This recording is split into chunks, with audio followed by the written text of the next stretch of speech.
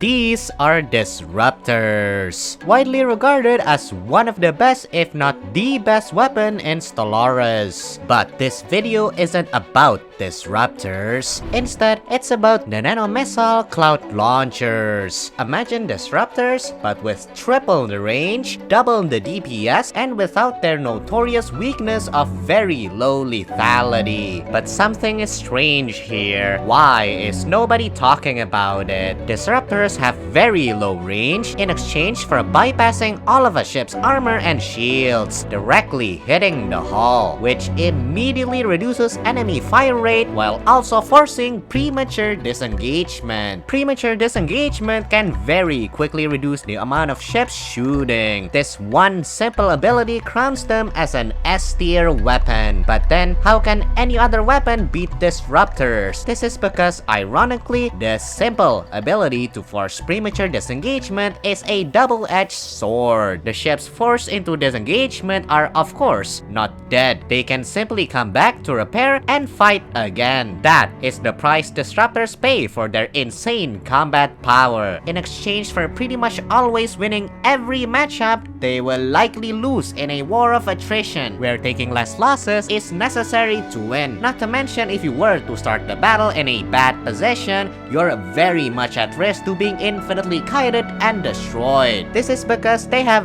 very low range. Nanomissiles, however, do not have any of these issues, while never triggering enemy disengagement. What's absurd is, if you know what you're doing, you can just straight up deal double the DPS of disruptors. Yet nobody uses it. Isn't it strange? The reasoning is much more plain than you think. It's due to the humongous artifact cost combined with pretty much impossible tech draw chance if you don't go all in for both Archeo engineers and Archeo studies, essentially gatekeeping it behind RNG. Though, you can easily sidestep these issues by basically picking two specific origins, that being Remnants and On the Shoulders of Giants. Unfortunately, Remnants is considered greedy, while Shoulders is a lackluster origin to begin with. In other words, both bad. Yes, you can get these normally in normal games without the origins, but you likely will not have the amount of artifacts to make a decent amount of nanomissiles, as artifacts are a resource that you cannot manufacture no matter how much of an economy you have. They're only available in random dig sites, events, or in this case, origins that spawn them for you. So your only option is to either start the game with them or not use them at all. Of course, there's also a method to completely bypass this issue, but we'll talk about that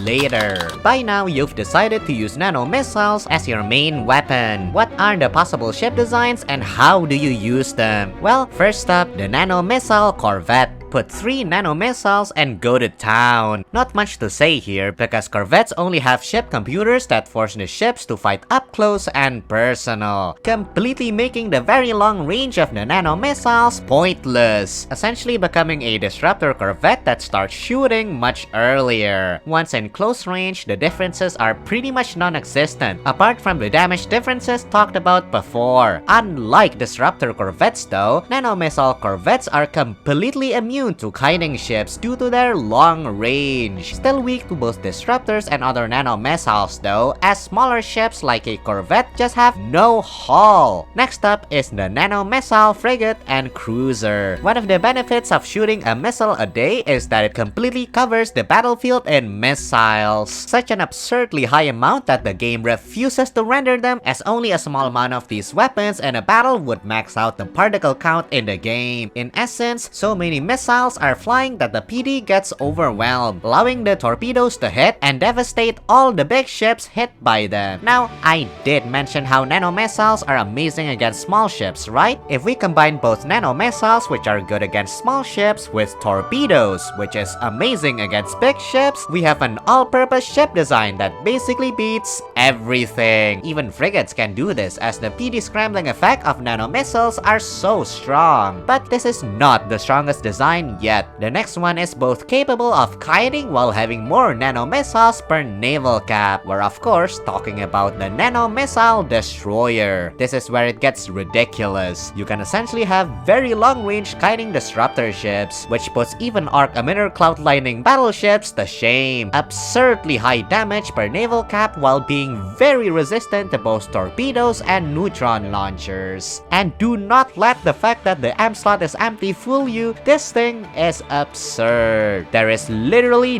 no weakness. Corvettes? Nope. Any ship with low hull is just gonna die, because of course this thing has tracking too, which counters including but not limited to corvettes, frigates, destroyers, nanite ships, and basically everything else that has evasion. Okay, so I'm basically gonna list the ship designs that seem to counter these, but in reality just fail horribly at doing so. Torp carriers? Nope, don't forget this thing spits out so many missiles that defending against them is pretty much impossible, even if you're a high PD composition like this one. While the torpedoes are not that useful considering destroyers are pretty small. Artillery battleships? Nope, destroyers have evasion, which completely kneecaps the actual DPS of artillery in general. Heck, even disruptor cruisers, which is the meta right now, gets destroyed. This is because the nano missile destroyers have significantly longer range. Even if the disruptor cruisers somehow have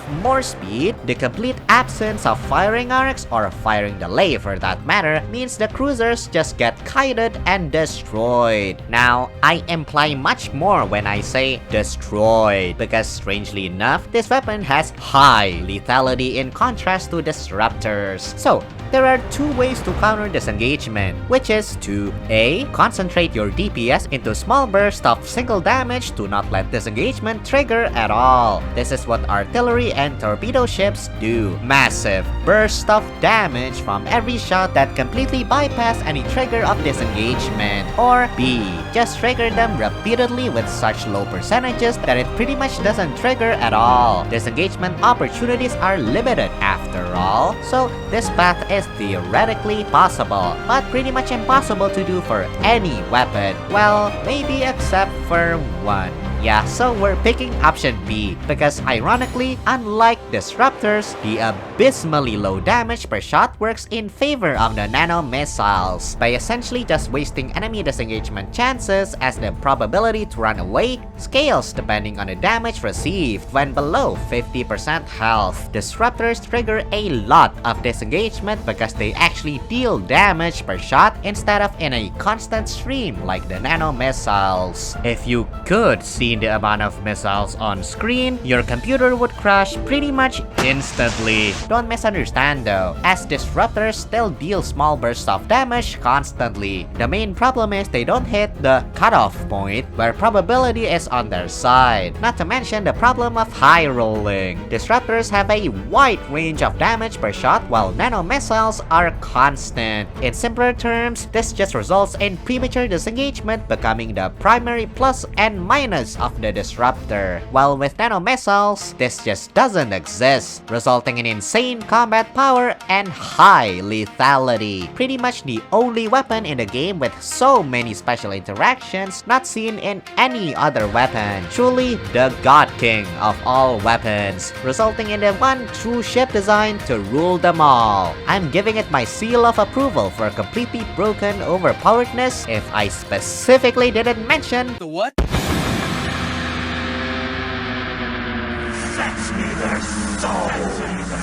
Дорогой Нептун. which is the true finality of ship designs, which completely sidesteps the issue of not having enough artifacts by just becoming the Crisis, which allows you to build ships that can use any component while only using minerals. No matter what you put in them, the cost will always stay the same, including nano missiles, of course. Just throw away your brain, spam this one design, and win. So much talk about meta, designs, strategies, tactics. when in reality, it matters not when one weapon, one design rules it all. And that's the strange weapon that dominates the Stellaris meta. There are of course weird gimmicks you can do, but if you want more in-depth information on ship designs, you should watch my combat masterclasses, which goes into more detail on the complex mechanics this video is based on. I also have to thank Shardes for the video idea plus build strategy, and Alaya West for the generous support on Patreon. One day,